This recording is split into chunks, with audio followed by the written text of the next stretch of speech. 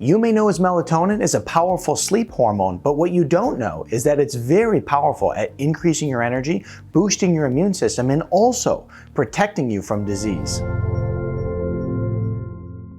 I've been wanting to discuss melatonin for quite some time now because it's become wildly popular over the past 2 years due to its immune boosting benefits. But there's also some fascinating new science that's come out on melatonin that shows us all the ways we can use it to really transform our health. Melatonin has been proven to be made in 2 different areas of our body. One in the pineal gland in response to darkness, meaning that it's nighttime and you go into your dark room and you have a response in your body where you're going to produce more melatonin.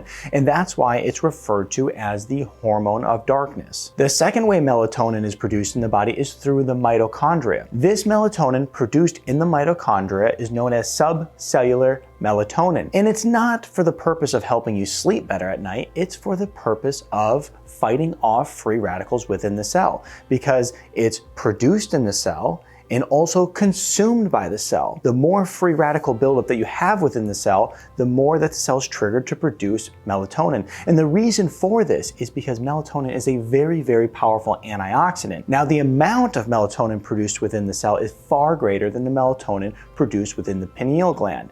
And for this reason, this is why melatonin produced by the mitochondria is known as the hormone of daylight. Well, hold up just a minute here. How could it be the hormone of darkness and also the hormone of daylight? Seems a little confusing, and I'll clear it up in just a minute. But first I want to talk about the amazing health benefits of melatonin, how to increase production of it in your body, and also how we can balance our melatonin levels for optimal well-being. Now, one of the top benefits of melatonin, and one you've probably heard of, is that it has been shown to improve sleep-wake cycles and also your biological rhythm. So it's going to improve the quality of your sleep, which is a key pillar to your overall health. I take this seriously because whenever somebody is struggling with their sleep, they are ultimately struggling with their general health and well-being, because a lack of sleep literally is linked to so many different diseases, including one of the #1 killers of people today, and that is cardiovascular conditions. Now, as we look at melatonin, it's been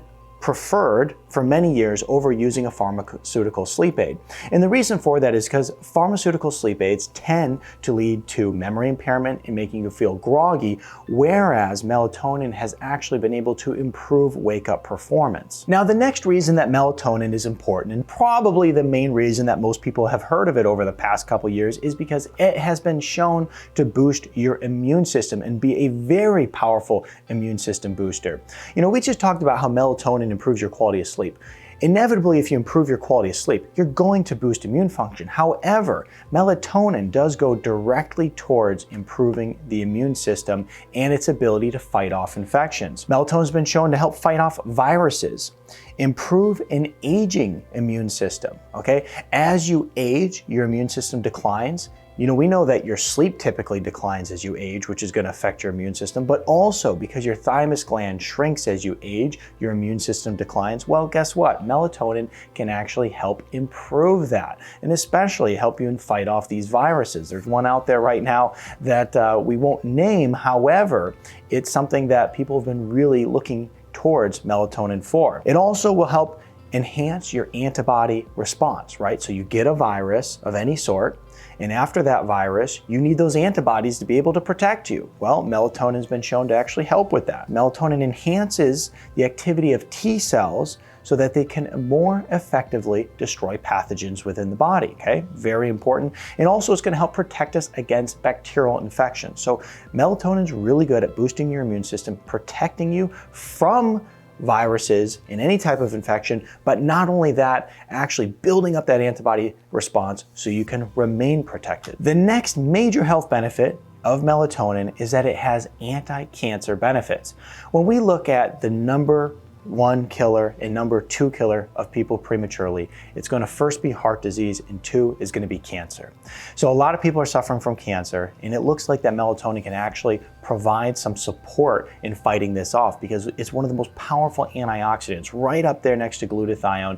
It's very, very efficient at fighting off those free radicals within the cell that we talked about. And so when we look at melatonin, it's been shown to augment the activity of natural killer cells. And preclinical studies have shown that melatonin can suppress breast cancer, brain cancer, ovarian cancer, melanoma, uterine cancer, prostate, and also colon cancer. I mean, if you take colon cancer alone, it's estimated to be the #1 killer of millennials. I take it seriously. And I work with a lot of people clinically who have gone through colon cancer, and they're looking to actually clean things up and recover from it appropriately and safely and not have to deal with it ever again. Well, melatonin can be an answer to improving that antioxidant activity to fight these cancers off. And let's kick it off by talking about how we can improve melatonin production at night. And we're going to want to think of this as the melatonin, which is the hormone of darkness. Now, the first thing that we can do is we can supplement with melatonin. And let me explain how I would do this. First of all, I wouldn't do it all the time. I would only use melatonin intermittently. I literally have a bottle of melatonin in my house that's been in here for probably 2 years simply because I just don't use it that often.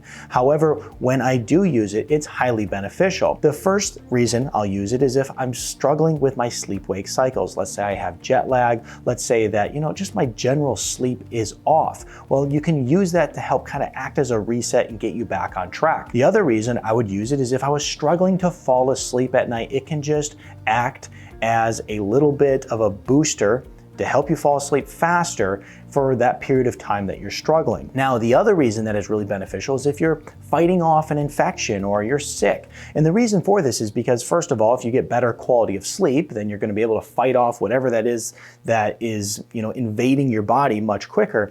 But the other thing that we have to look at is that it's a powerful antioxidant. So it's great to use when sick in order to get that extra antioxidant support, because we have these powerful antioxidants that our body needs to boost our immune system to fight these things off. So I'll put a link in the description below to the melatonin I like to use because I am very specific. I like to use a controlled release melatonin that's released slowly over a long period of time, not one that just gives you a quick hit and then just is gone. It's like caffeine, for instance, from coffee. It hits you really quick but then goes away. Well, we don't want that. We want a slow release, and you can read more in the link in the description below. Now, the other ways that we can boost melatonin is don't drink coffee anytime after noon, okay? So let's say you have a coffee in the morning. Well, use noon as the cutoff time. Some people are far more sensitive to this than others. However, in general, if you want to boost your melatonin levels, go easy on drinking coffee anytime after 12. Now, the next thing that we can look to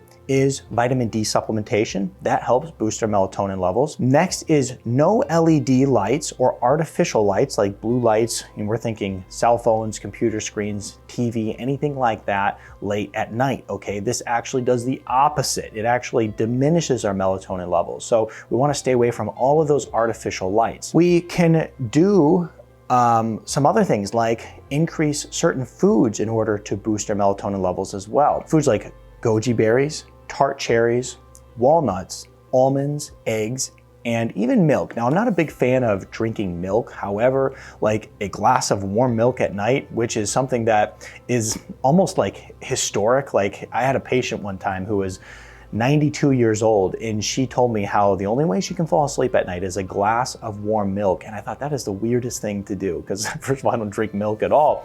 But secondly, it's like, why would you do that? Well, actually, it's been shown to help boost your melatonin levels up. So if you're somebody who would like to, you could give that a try. Now, the other thing that you can do is hot bath. That's been shown to boost up your melatonin levels. So before you go to bed, hot bath. Cool your room at night.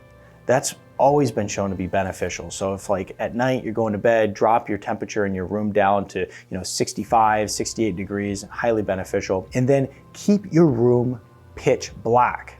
This is another key tip, because as we look to this hormone, which is going to be the hormone of darkness, the darker it is, the better it is. So therefore, if you have like a nightlight in your room, it could actually mess with your melatonin levels, which is, something to consider. And so we want to make sure that we're keeping our room dark and then using some of these other tips in order to produce that hormone of darkness at a higher level. But now we have to look at how we can go and produce more of the hormone of daylight, because that is also very important and is going to really, really push those antioxidant benefits. In order to stimulate the other melatonin, which is the daylight hormone, it plays by a whole different set of rules. And we certainly want to boost this form of melatonin in our body simply because it's powerful at fighting free radicals, boosting antioxidant function, boosting our immune health, and most importantly, fighting disease. That's something we all want, isn't it? So in order to stimulate this melatonin, the most powerful way to do it is by using near-infrared light. Now you're probably saying to yourself, what in the world is near-infrared light? Well, I'm going to share with you a really easy way to get it that's free. It's the sun.